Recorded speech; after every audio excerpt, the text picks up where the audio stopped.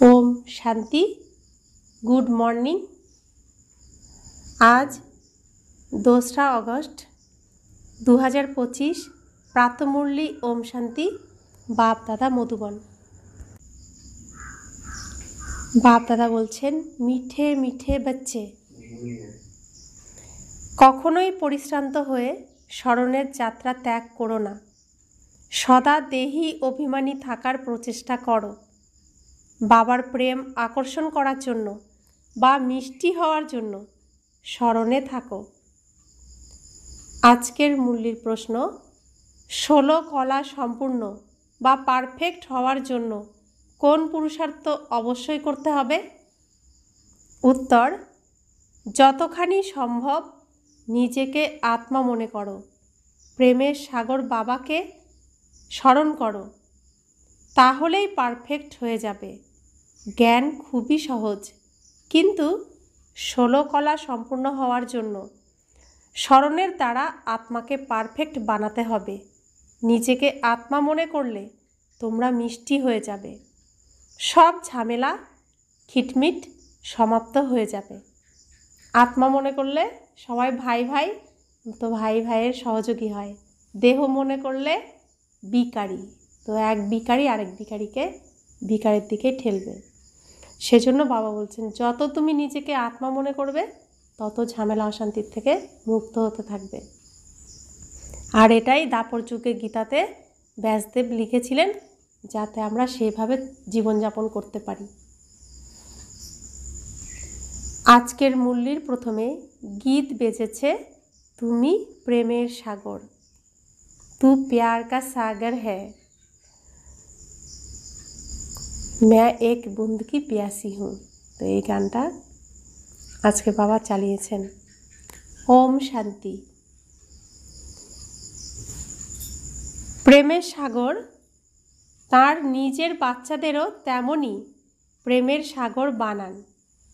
বাচ্চাদের aim object হলো আমরা এমন লক্ষ্মীনারায়ণ হব। এদেরকে সবাই কত ভালোবাসে, কত ভালোবাসে, সবার ঘরে রাখে।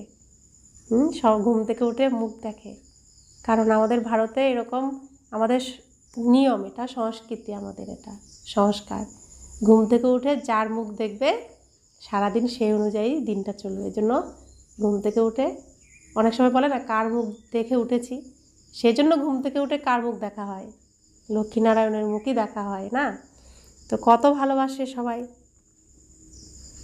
তো আমরাও এই গুণ ধারণ করলে আমাদের মুখ দেখলেও অন্যের কল্যাণ হবে। তো বাবা সেই জন্য আমাদেরকে লক্ষ্মীনারায়ণ বানাতে এসেছেন।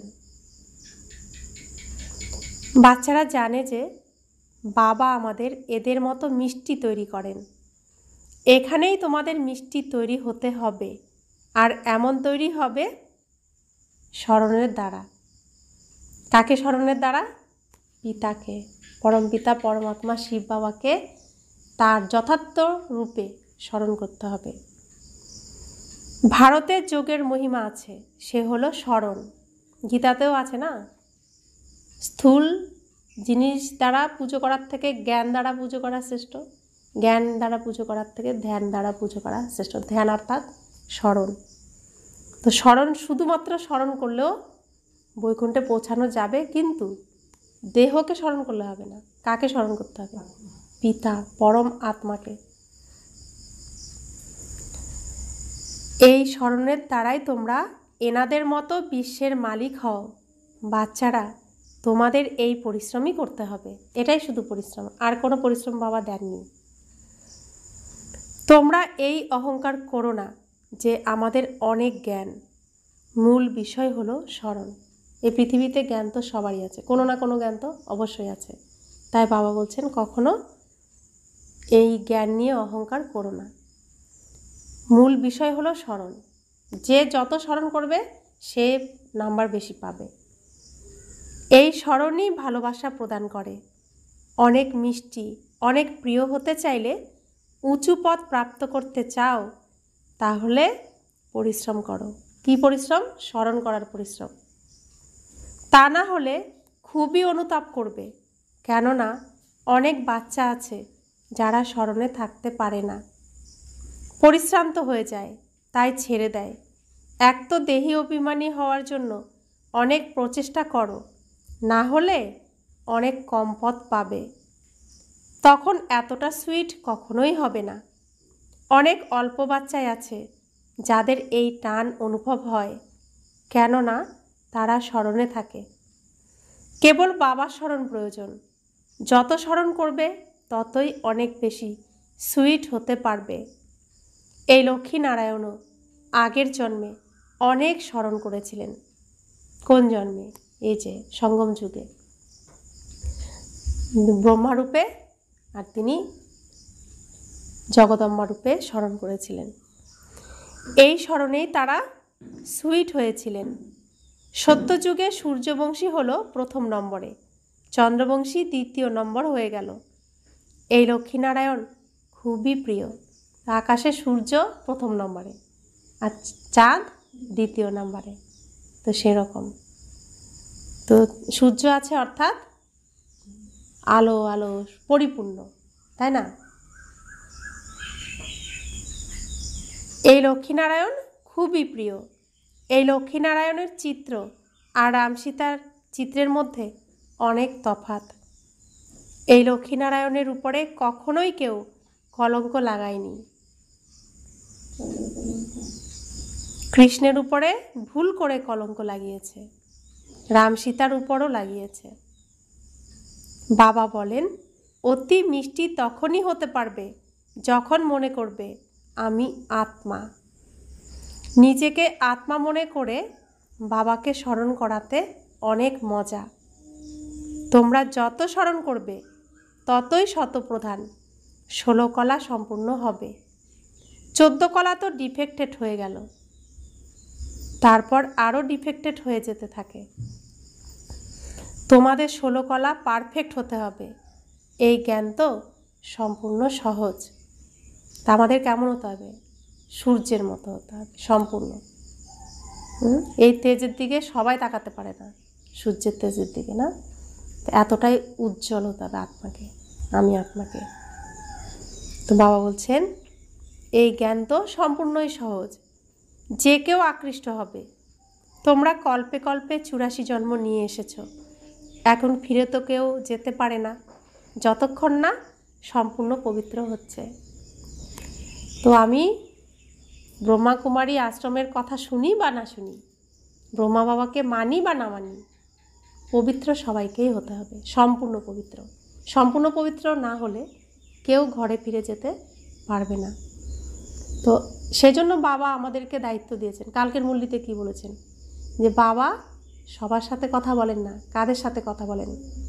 যারা তাকে বাবা বলে চিনেছে তার বাচ্চাদের সাথে কথা বলেন। আর বাকিরাও তো তার বাচ্চা, কিন্তু রাবণকে বাবা ভাবছে। তো বাবা বলছেন আমার এই বাচ্চাদের কাছে তোমরা শুনে নাও কিভাবে কি পেতে হয়। তাদের সাথে তো বাবা কথা বলেন না বা বলবেন না, তাই না?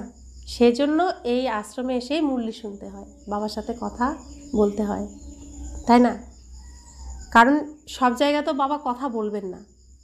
কাদের সাথে বলবেন? আমাদের সাথে, যারা তাকে চিনেছি, জেনেছি, বুঝেছি।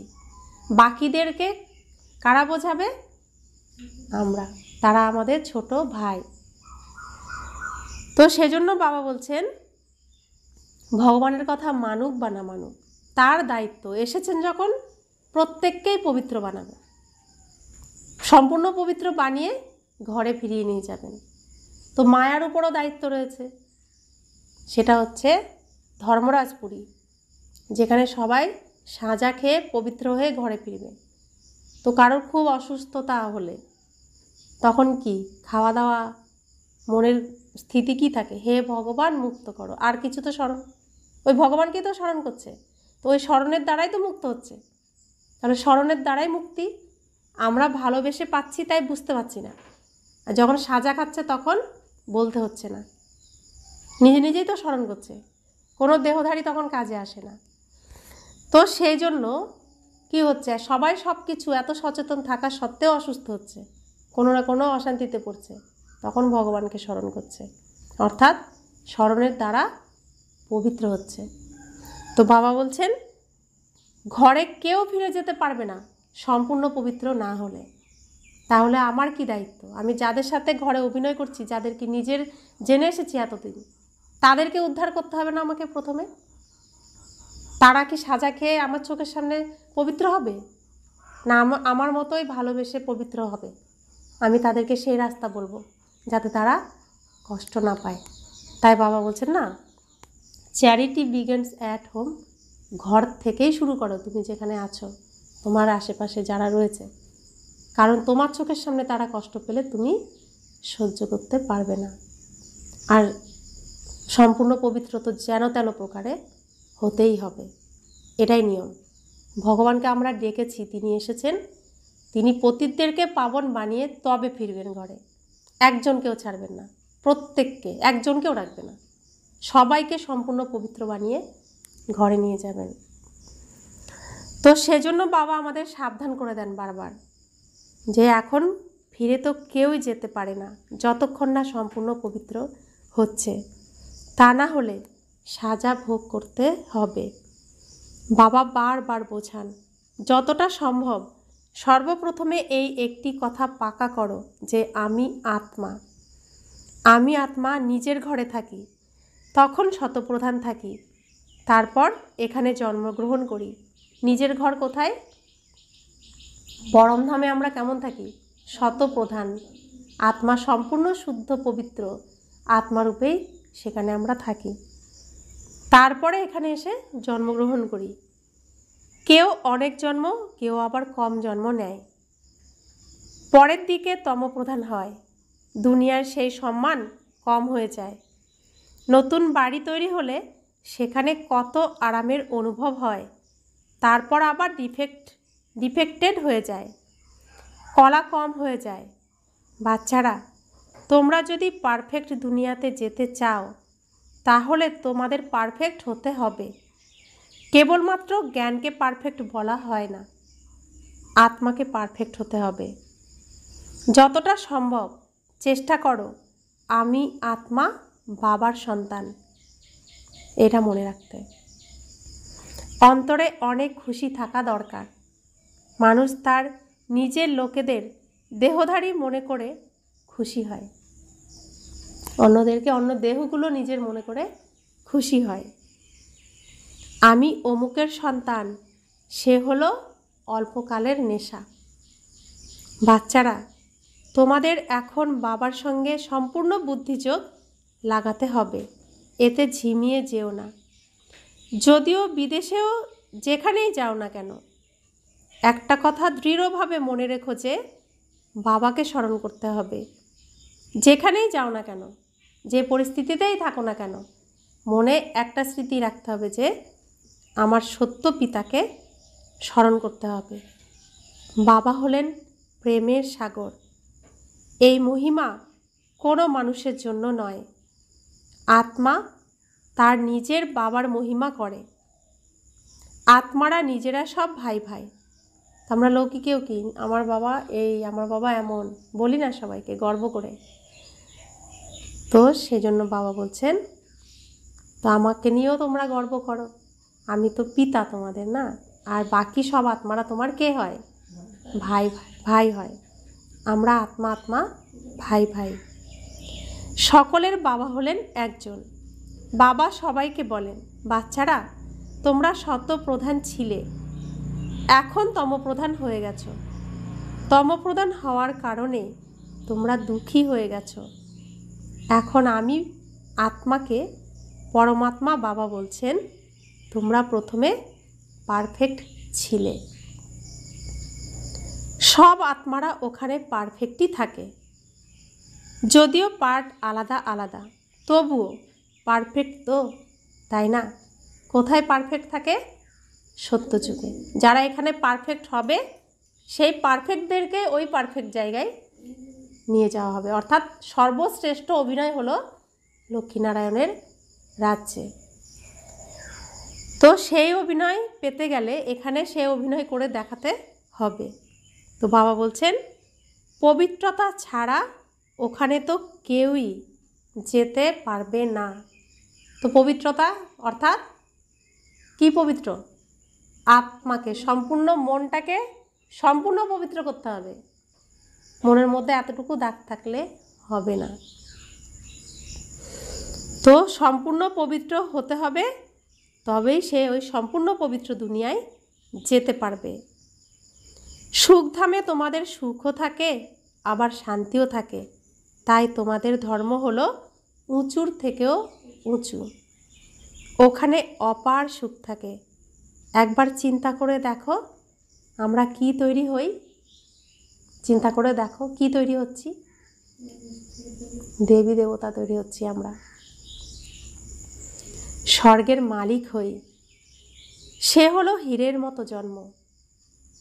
এখন তো কড়িতুল্য জন্ম, কারণ এখন আমরা পুরো কালো, একদম কোনো মূল্য নেই। আর আমরাই আমাদেরকে বাবা পরিষ্কার করছেন ঘষে মেজে, তো হিরে বানাচ্ছেন। তো বাবা বলছেন তুমিও করো পরিষ্কার, আমি যেমন করে দিচ্ছি তুমিও করো, তো তাড়াতাড়ি পরিষ্কার হব। তাহলে বেদাগ, কোনো দাগ যেন না থাকে। এখন বাবা তোমাদের স্মরণে থাকার ইঙ্গিত দেন। কিসের দ্বারা আমরা কড়িতুল্য থেকে হিরে হব, কালোর থেকে সুন্দর হব? এই স্মরণের দ্বারা। অর্থাৎ বাবাকে যখন স্মরণ করছি তার সমস্ত কিরণ আমার উপর পড়ছে। কোথাও একটু কালি থাকবে? সম্পূর্ণই আমি হীরা হয়ে যাব না? তো স্মরণ যত করব তত আলো আসবে, যত ভুলে যাব তো অন্ধকারে পড়ে থাকতে হবে। অর্থাৎ অন্ধকারে, অর্থাৎ আমি করি, আর আলোর নিচে থাকা অর্থাৎ আমি হীরা। তো বাবা বলছেন এখন বাবা তোমাদের স্মরণে থাকার ইঙ্গিত দেন। তোমরা তাকে ডাকো যে তুমি এসে আমাদের পতীত থেকে পবিত্র করো। সত্যযুগ হলো সম্পূর্ণ নির্বিকারী। রাম সীতাকেও সম্পূর্ণ বলা যাবে না, তারা সেকেন্ডে গ্রেডে চলে যান। স্মরণের যাত্রায় পাশ করতে পারেন না। জ্ঞানে যতই তীক্ষ্ণ হও না কেন, বাবার কাছে প্রিয় মনে হবে না। কাদেরকে? যারা জ্ঞানের টিক টিক টিক টিক করবে কিন্তু স্মরণ করে না বাবাকে। তো বাবাকে স্মরণ না করলে বাবাও তাকে স্মরণ করবে? আমাকে স্মরণ করবে না। তো যারা জ্ঞান দেয় অথচ স্মরণে থাকে না, তারা ত্রেতাযুগীয় আত্মা। তো যারা স্মরণ করতে পারে তারা সত্যযুগীয় আত্মা। তাই বাবা বলছেন জ্ঞানে যতই তীক্ষ্ণ হও না কেন, বাবার কাছে প্রিয় মনে হবে না। স্মরণে থাকলেই তখন প্রিয় আর মিষ্টি হতে পারবে। তো বিষ্ণু দেখায়, বিষ্ণু ধ্যানস্থ অবস্থায় থাকে, আবার ওদিকে মহেশ্বর শঙ্করকেও দেখায় ধ্যানস্থ অবস্থায় থাকে। তো কে কাকে ধ্যান করছে, কে কাকে স্মরণ করছে? দুজনকে স্মরণ করছে। তো আমি আত্মা স্মরণ করছি কাকে? পরমাত্মাকে। পরমাত্মা স্মরণ করছে কাকে? আমাকে। কারণ আমি যখন স্মরণ করছি আমার আলো তার কাছে পৌঁছাচ্ছে, আর যখন আলো পৌঁছাবে সেদিকে তো তিনি তাকাবেন।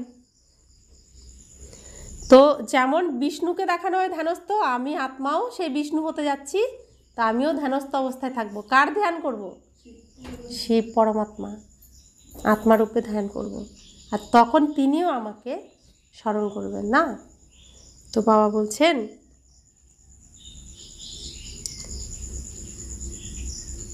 স্মরণে থাকলেই তখন প্রিয় আর মিষ্টি হতে পারবে, তখন বাবাও তোমাদের কাছে প্রিয় মনে হবে। এই পাঠ তো একেবারে কমন। তোমাদের পবিত্র হতে হবে, স্মরণে থাকতে হবে, এই কথা খুব ভালোভাবে নোট করে নাও।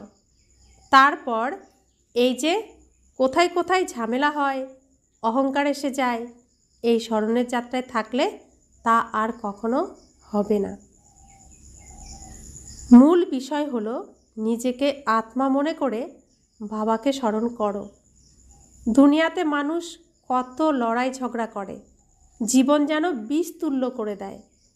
এই অক্ষর সত্যযুগে থাকবে না। ভবিষ্যতে মানুষের জীবন আরও বিষতুল্য হয়ে যাবে। এ হলোই বিষয় সাগর। এখানে চারিদিকে বিষ ছড়ানো, তো এর মধ্যে বিষই তো পাবো। বিষ অর্থাৎ লড়াই ঝগড়া ঝামেলা অশান্তি, এসব আরও বাড়বে, বাড়তেই থাকবে। সবাই ভয়ানক নরকে পড়ে আছে, খুবই দুর্গন্ধের জায়গা। দিনে দিনে এই দুর্গন্ধ বৃদ্ধি পেতে থাকবে।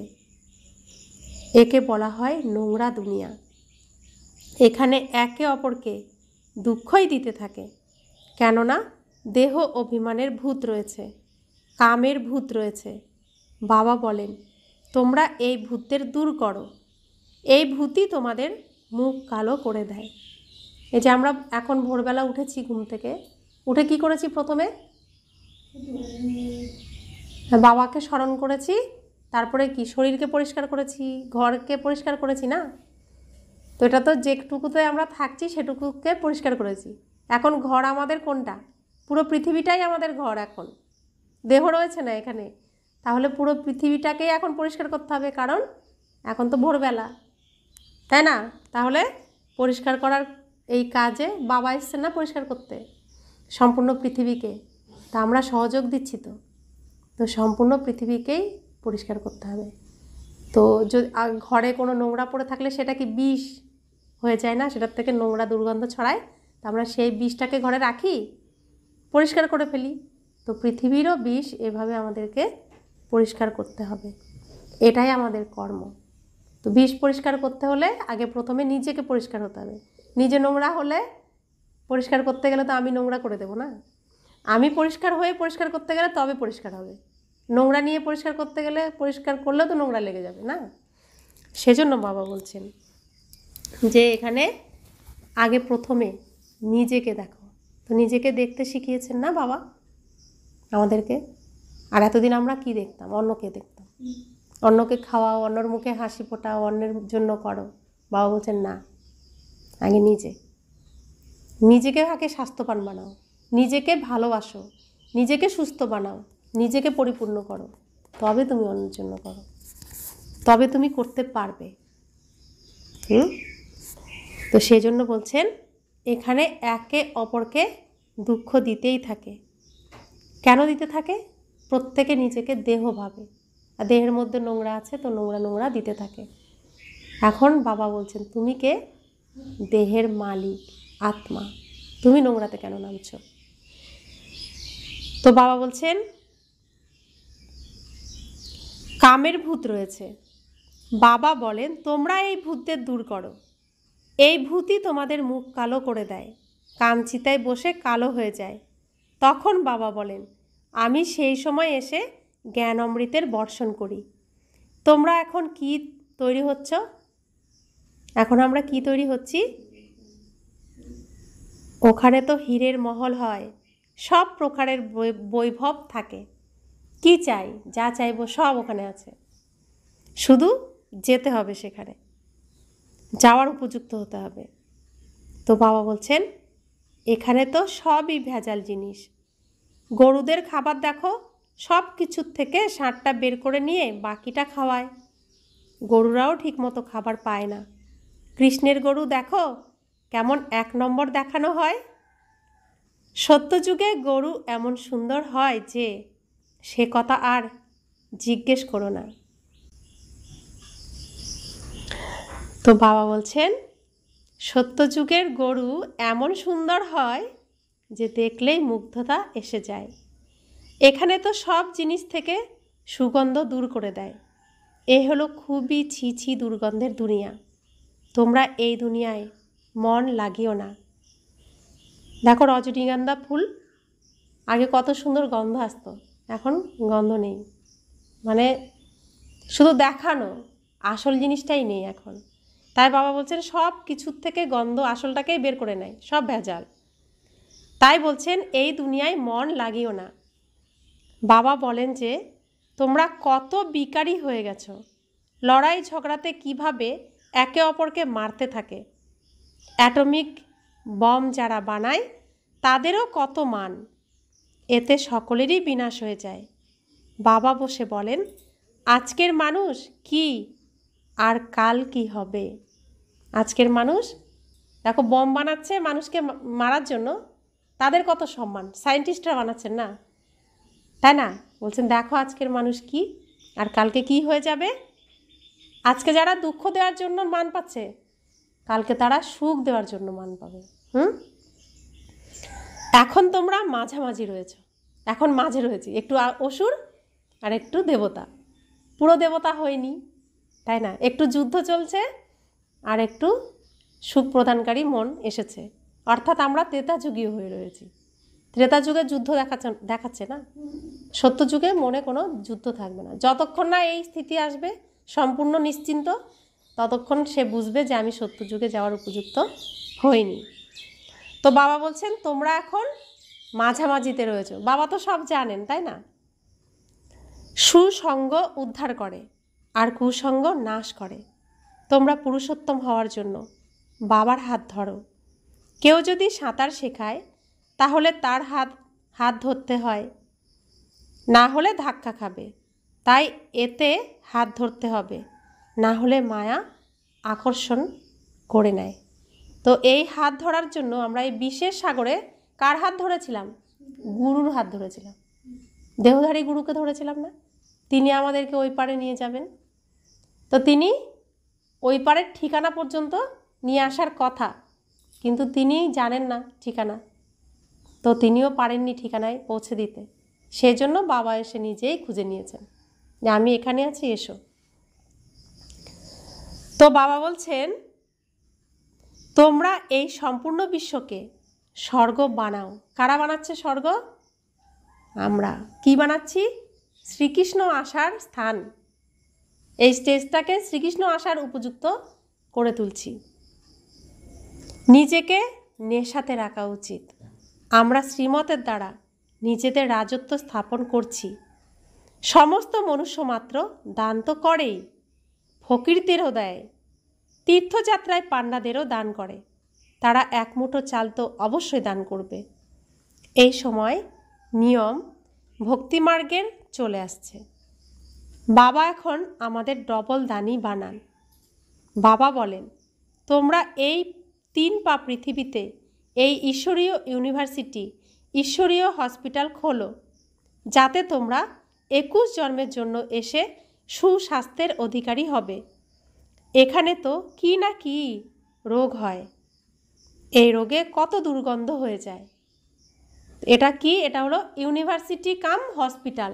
এখানে যে নিয়মিত আসবে সে কি হবে? শিক্ষিত হবে, সত্য শিক্ষা পাবে, সুশিক্ষা পাবে, আর নিরোগী শরীর পাবে। যত আসবে, যত শুনবে, শরীর তত সুস্থ হতে থাকবে।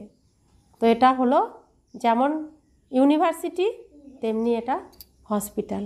এটাকে রুহানি হসপিটাল বলা হয়, কারণ পৃথিবীতে আত্মার জন্য অর্থাৎ মনের জন্য কোনো হসপিটাল নেই। মন ভেঙে যায়, তো সার্জারি কোথায় হবে? কোনো হসপিটাল নেই। তো বাবা এসে হসপিটাল খুলেছেন মনের সার্জারি করার জন্য এখানে। তো বাবা বলছেন হাসপাতালের অবস্থা দেখো, দেখলে তো ঘৃণা আসে। এখানে লৌকিক যে হসপিটাল, যেতে মন চায়, গেলে মনে হয় নরকে এসেছি। ঘৃণা আসে। মানুষের কত কর্মভোগ। এইসব দুঃখ থেকে মুক্ত হওয়ার জন্য বাবা বলেন তোমরা কেবল আমাকে স্মরণ করো, আমি তোমাদের আর কোনো কষ্ট দিই না। তো তিনি এসে আমাদের কি সমস্ত কষ্ট থেকে মুক্ত করে দিয়েছেন। আমরা ভগবানকে পুজো দেওয়ার জন্য কোথায় কোথায় গেছি, কত তীর্থ করেছি, রাত জেগেছি, কত কী না করেছি। বাবা এখন কিছু করতে দেন আমাদেরকে? বলেন তোমরা কত কষ্ট করেছ। বাবা আমাদেরকে কি করেন? আদর করেন। তো সাকার বাবা, ব্রহ্মা বাবার তনে যখন আসতেন, তখন দূর থেকে যে মায়েরা আসতো তাদের পাও টিপে দিতেন স্বয়ং ভগবান, যে আমার বাচ্চা কত কষ্ট করে এসছে, পা ব্যথা হয়ে গেছে। এত আদর করেন তিনি বাবা। তো বাবা বলছেন তোমরা কেবল আমাকে স্মরণ করো, আমি তোমাদের আর কোনো কষ্ট দিই না। বাবা জানেন যে বাচ্চারা অনেক দুর্দশা দেখেছে। ভিখারি মানুষের মুখের চেহারাই পরিবর্তন হয়ে যায়, একদম যেন মৃতের মুখ হয়ে যায়। মাতাল ব্যক্তি যেমন মদ ছাড়া থাকতে পারে না, এই মদে খুব নেশা হয়, কিন্তু তাও অল্পকালের জন্য। এতে ভিখারি মানুষের আয়ুও কত কম হয়ে যায়। নির্বিকারী দেবতাদের আয়ু গড়ে 125 থেকে 150 বছর হয়ে থাকে। এবার হেলদি হলে আয়ুও বৃদ্ধি পাবে, তাই না? শরীরও নিরোগী হয়ে যায়। বাবাকে অবিনাশী সার্জনও বলা হয়। সদ্গুরু জ্ঞানের ইঞ্জেকশন দিয়েছেন অজ্ঞান অন্ধকার বিনাশের জন্য। বাবাকে জানে না, তাই অজ্ঞান অন্ধকার বলা হয়। এই ভারতবাসীদেরই কথা। ক্রাইস্টকে তো জানে যে অমুক সম্বতে এসেছিলেন, তার তো সম্পূর্ণ লিস্ট আছে। পোপ কিভাবে নম্বরের ক্রমানুসারে গদিতে বসে, এক ভারতী কারোর বায়োগ্রাফি জানে না। যারা ভারতবাসী আমরা দেবী দেবতা ছিলাম, কবে আমরা ছিলাম, কে আমাদের বানিয়েছিল, আমাদের ধর্ম কে স্থাপন করেছিল, আমরা কিছুই জানি না, সব ভুলে গেছি। তো বাবা বলছেন ভারতবাসী যারা, অর্থাৎ সত্যযুগ ত্রেতা যুগে যারা ছিল, তারা নিজেদের সব কিছু ভুলে গেছে। কিন্তু না ভুলেছে ইসলামরা, না ভুলেছে বৌদ্ধরা, না ভুলেছে খ্রিস্টানরা। আমরা ভুলে গেছি, কারণ আমরা ছিলাম কারা? সনাতন ধর্মের ছিলাম। আমরা এখন কি হয়ে গেছি? হিন্দু হয়ে গেছি। তা আমরা সব কিছু ভুলে গেছি। তো আমাদের স্মৃতি ফিরিয়ে দিতে কে আসেন? স্বয়ং ভগবান আসেন। তো বাবা বলছেন এক ভারতী কারোর বায়োগ্রাফি জানে না, এমন বলেও দুঃখকর্তা সুখকর্তা পরমাত্মা এমন বলে না। হে দুঃখকর্তা সুখকর্তা পরমাত্মা, হে মাতা পিতা। তো আমরা বলেছি আচ্ছা মাতা পিতার বায়োগ্রাফি তো বলো, ডাকছো তো যে হে দুঃখকর্তা সুখকর্তা পরমাত্মা, হে মাতা পিতা, তাহলে সেই মাতা পিতার সম্পর্কে বলো, বায়োগ্রাফি তো বলো। মানুষ কিছুই জানে না। কে ভগবান কে পিতা জানি না। মুখে বলছি একজন ঈশ্বর, ওপরালা একজন, আর নিচে আমরা বহুজনকে ভগবান বলছি। যে যাকে মানছে তাকেই ভগবান বলছে। কিছুই জানে না। দেখো অন্ধ হয়ে গেছে। কি অবস্থা হয়েছে আমার সন্তানদের? কে বলছেন? বাবা বলছেন। তোমরা জানো যে এটা হলো পুরুষোত্তম সঙ্গম যুগ। আমরা এখন পুরুষোত্তম তৈরি হচ্ছি, তাই আমাদের সম্পূর্ণভাবে এই পাঠ গ্রহণ করা উচিত। তো পুরুষোত্তম কে হচ্ছে? শরীর নাকি আত্মা? আত্মা। আত্মা সকলেই হলো পুরুষ, তাই আত্মা আত্মা আমরা ভাই ভাই। তো বাবা বলছেন লোক লজ্জা কুলের মর্যাদা এইসবে অনেকেই আটকে থাকে। এই বাবা তো কোনো কিছুর পরোয়া করেননি। কোন বাবা কোনো কিছুর পরোয়া করেননি? ব্রহ্মা বাবা। লোক লজ্জা কুলের মর্যাদা কোনো কিছুর পরোয়া তিনি করেননি। তো এখানে আসতে গেলে প্রথমে আমাদের কেমন হয়? কে কি বলবে, কেউ দেখছে না তো, অর্থাৎ কি লোক লজ্জা পাচ্ছি, কুলের মান মর্যাদার জন্য আটকে যাচ্ছি। তো এখানে কে আসতে পারবে? রাধাকে দেখানো হচ্ছে না যে লোক লজ্জা কোনো কিছুকে সে মানেনি, কৃষ্ণের সাথে তিনি অভিসারে চলে এসেছেন। তো সেই রাধা কারা? আমরাই সেই রাধা, মিলিত হতে আসছি না। তো লোক লজ্জা কুল মর্যাদা কোনো কিছুই আমাদের আটকাতে পারেনি না। তো বাবা বলছেন কিন্তু অনেকে আটকে রয়েছে না। এই বাবা তো কোনো কিছুর পরোয়া করেননি, ব্রহ্মা বাবা কোনো কিছুর পরোয়া করেননি। কত গালি খেয়েছেন, কিন্তু না মন না চিত্ত লাগিয়েছেন তাতে। এই পথে চলতে চলতে ব্রাহ্মণ আটকেও যায়। বাবা ব্রাহ্মণ বানিয়েছিলেন, তাই গালিও খেয়েছিলেন। সম্পূর্ণ পঞ্চায়েত একদিকে আর দাদা অন্যদিকে। প্রথম যখন স্থাপিত হচ্ছে তখন কত বিরোধিতা। সমস্ত সিন্ধ্রি পঞ্চায়েত বলেছিল এ কি করছো? আরে গীতাতে তো ভগবান উবাচ আছে, কাম মহাশত্রু, একে জয় করতে পারলে বিশ্বের মালিক হতে পারবে। এ তো গীতার কথা, আমাকে দিয়েই কেউ বলায় যে কাম বিকার জয় করলে তোমরা জগজ্জিৎ হবে। এটা ব্রহ্মা বাবা বলছেন পঞ্চায়েতের সামনে, যখন পঞ্চায়েত বসেছিল।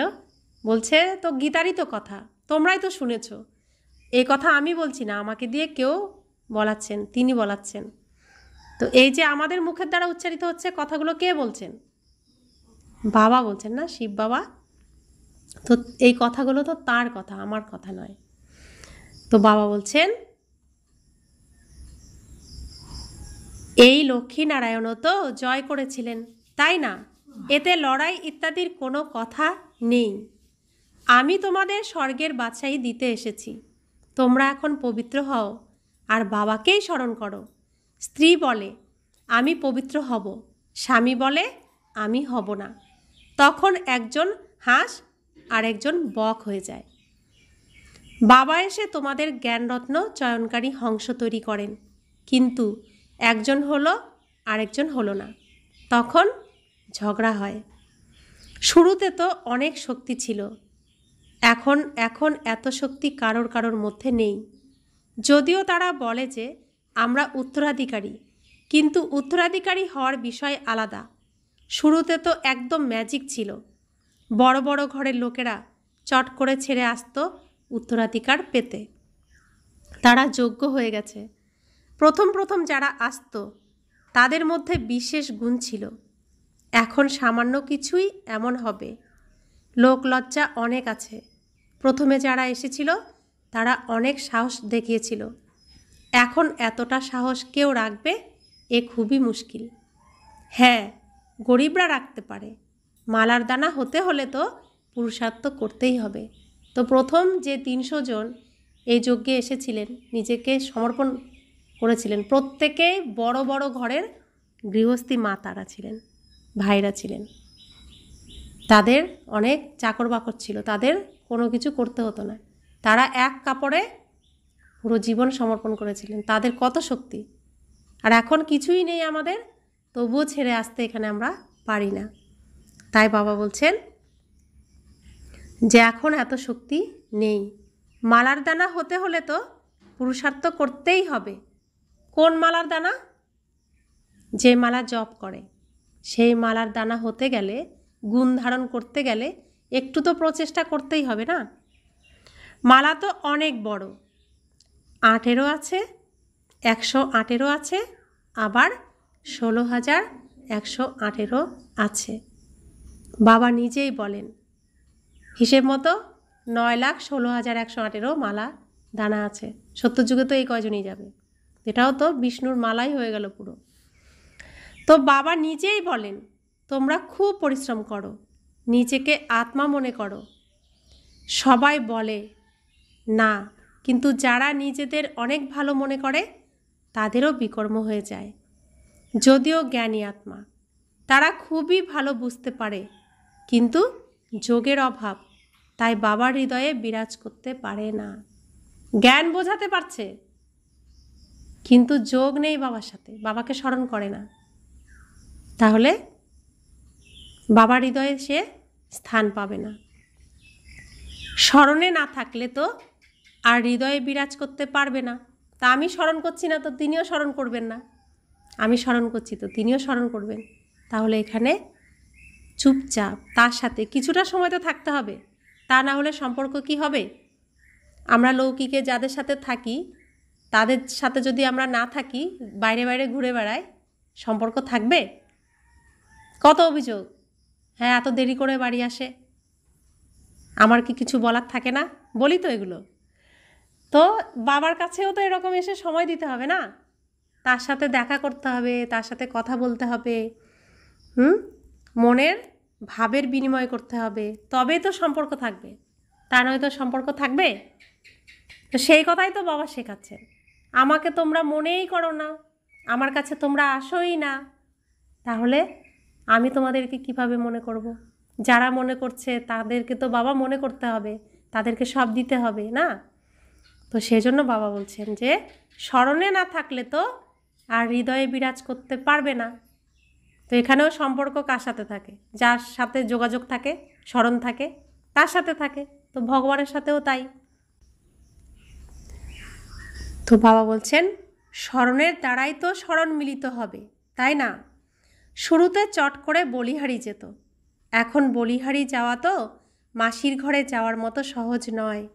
মূল বিষয় হলো স্মরণ। তখনই খুশির পারদ চড়বে। তোমাদের যত কলা কম হয়ে গিয়েছে ততই দুঃখ বৃদ্ধি পেয়েছে। এখন যত কলা বৃদ্ধি পাবে ততই খুশির পারদ চড়তে থাকবে। পরের দিকে তোমাদের সব সাক্ষাৎকার হবে যে বেশি স্মরণ করলে কি পদ প্রাপ্ত হয়। অনেক পরে তোমাদের সাক্ষাৎকার হবে। বিনাশ যখন হবে তখন তোমরা স্বর্গের সাক্ষাৎকারের হালুয়া খাবে। বাবা বারবার বোঝান, তোমরা স্মরণ করা বাড়াও। কাউকে কিছুটা বোঝালে এতে বাবা খুশি হন না। এক পণ্ডিতের গল্প আছে না, বলেছিল রাম রাম করলে সাগর পার হয়ে যাবে। এতে দেখানো হয় যে নিশ্চয়ের বিজয়। বাবার প্রতি সংশয় এলে বিনশন্তি হয়ে যায়। তো বাবা এই উদাহরণ বারবার দেন। আমি অন্যকে বোঝাচ্ছি, সে ঠিক করে ফেলছে, সে পার হয়ে যাচ্ছে, আর আমি নিজে করছি না, নিজে পরিবর্তন হচ্ছি না, অন্যকে পরিবর্তন হওয়ার রাস্তা বলছি, সে হয়ে যাচ্ছে। তা আমি গুরু, নিজে কি হয়ে গেলাম, ওই বিষের সাগরে ডুবে মরে গেলাম। আর আমার শিষ্য, আমি যাকে বোঝালাম সে পার হয়ে গেল। তাই বাবা বলছেন যে এখানে হচ্ছে বিশ্বাসের উপর বিজয়। বাবার প্রতি সংশয় এলে বিনশন্তি হয়ে যায়। বাবার স্মরণে পাপমুক্ত হওয়া যায়। রাত দিন এই প্রচেষ্টা করা উচিত। তখনই কর্মেন্দ্রিয়ের চঞ্চলতা বন্ধ হয়ে যাবে। এতে অনেক পরিশ্রম। অনেকেই আছে যারা স্মরণের চার্ট রাখে না। মনে করো তাদের কোনো ভিত্তিই নেই। যারা বাবা রোজ বলেন চার্ট রাখতে, যারা রাখে না তাদের কোনো ভিত্তি নেই। যতটা সম্ভব যেভাবেই হোক স্মরণ করতে হবে। তখনই শতপ্রধান 16 কলা সম্পন্ন হতে পারবে। পবিত্রতার সঙ্গে সঙ্গে স্মরণের যাত্রারও প্রয়োজন। পবিত্র থাকলেই স্মরণ থাকতে পারবে। পবিত্র থাকলে স্মরণ থাকবে, স্মরণে থাকতে পারবে। এই পয়েন্ট খুব ভালোভাবে ধারণ করো। বাবা কত নিরহংকারী। পরের দিকে সবাই তোমাদের চরণে মাথা নত করবে। ওরা বলবে, নিশ্চিতভাবেই এই মাতারাই স্বর্গের দ্বার খোলে। স্মরণের জোর এখন কম। তোমরা কোনো দেহধারীকেই স্মরণ করো না। তমপ্রধান থেকে শতপ্রধান হওয়াতেই পরিশ্রম। কোনো দেহধারীকে স্মরণ করো না। তো এটাই তো পরিশ্রম। ভোলা কি এতটাই সহজ?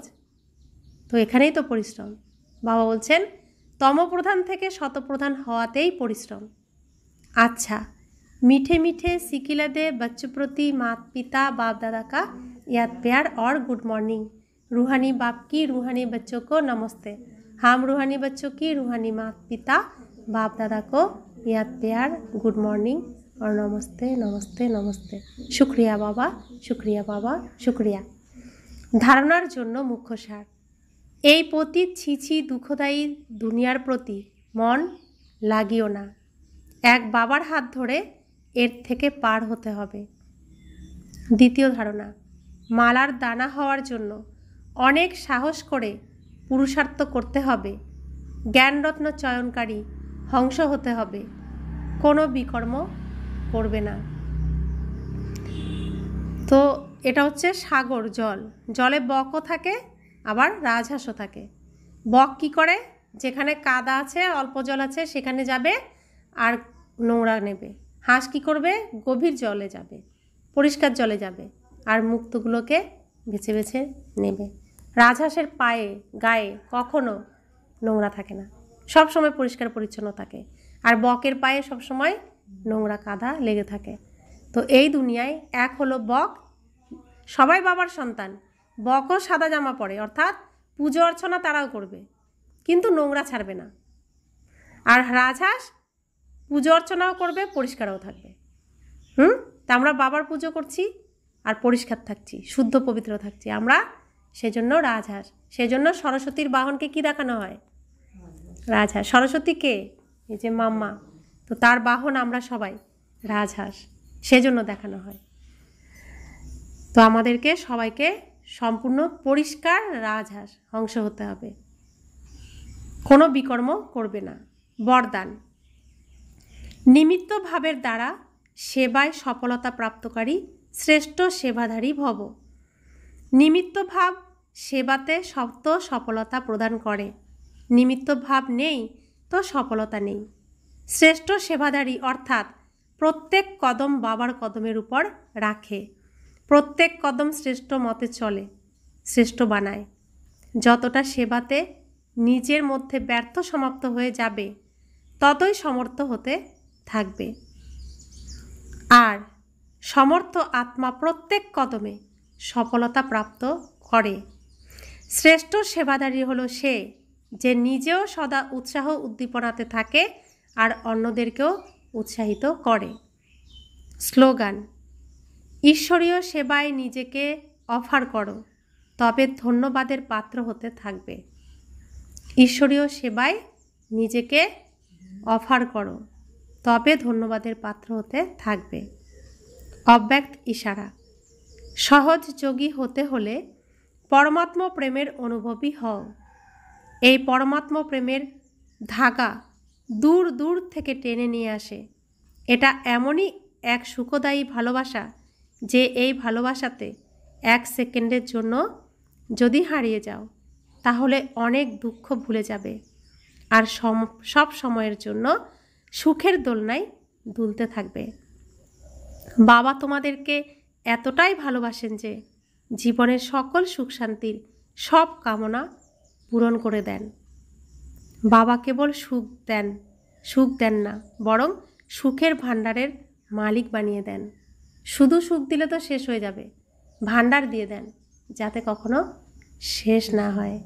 তিনি সমস্ত কিছুর ভাণ্ডার আমাদের দিয়ে দেন। সুখ, শান্তি, প্রেম, আনন্দ, জ্ঞান, পবিত্রতা, শক্তি, সম্পূর্ণ ভাণ্ডার যা তার কাছে আছে সম্পূর্ণটাই তিনি আমাদের দিয়ে দেন। তিনি নিজের জন্য এতটুকু রাখেননি, অর্থাৎ তিনি দেহটুকুও রাখেননি তার জন্য যে এখানে অভিনয় করতে আসবেন কিছুটা সময়ের জন্য, তা আসতে গেলে যে বস্ত্র প্রয়োজন সেই বস্ত্রটুকুও তিনি রাখেননি, সবটাই বাচ্চাদেরকে তিনি দিয়ে দিয়েছেন। তো এমন বাবা, এমন সাথী পাওয়া যাবে কোনো সময়? তো এমন সাথী, পতিরও পতি যিনি এসেছেন, আমাদের যিনি পতি, তার থেকে সমস্ত কিছু নিয়ে মালিক হয়ে যাও। তিনি সমস্ত কিছু দিয়ে মালিক বানাচ্ছেন। তো এমন বাবার সাথে সম্পর্ক কেমন রাখতে হবে, এমন পতির সাথে সম্পর্ক কেমন রাখতে হবে, এমন বন্ধুর সাথে সম্পর্ক কেমন রাখতে হবে, এমন সাথীর সাথে সম্পর্ক কেমন রাখতে হবে, সেভাবেই আমাদের সম্পর্ক যেন থাকে। সমস্ত প্রাপ্তিতে পরিপূর্ণ হয়ে কারাগারে যারা রয়েছে, রাবণের কারাগারে, তাদেরকে যাতে আমরা উদ্ধার করতে পারি, এই কর্মে আমরা সফলতা প্রাপ্ত করে বৈকুণ্ঠ এই ধরাধামে নিয়ে আসতে পারি, এই সংকল্প, এই উদ্দেশ্য আমাদের প্রত্যেকের মধ্যে থাকা উচিত। আর আমরা সফল হবই, বিজয় আমাদের নিশ্চিত, বিজয় আমরা হয়েই রয়েছি। ওম শান্তি।